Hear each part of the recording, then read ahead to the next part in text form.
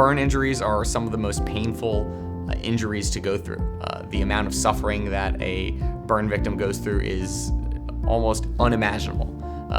For that reason, you would need someone who's experienced and who has dealt with burn injury victims to represent you in order to fully articulate the pain and suffering that someone who has been injured with a burn goes through.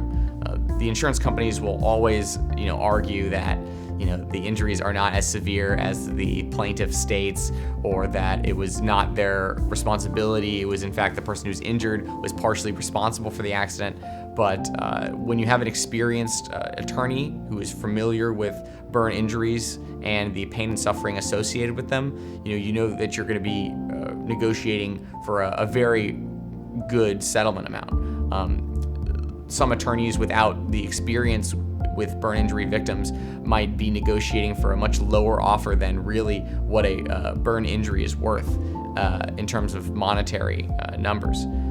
Burn injuries, because of the amount of pain and suffering involved in them, have a much higher value than a regular car accident or a broken bone. And for that reason, you're going to want an experienced attorney to be negotiating on your behalf. Otherwise, you wouldn't be getting a fair result.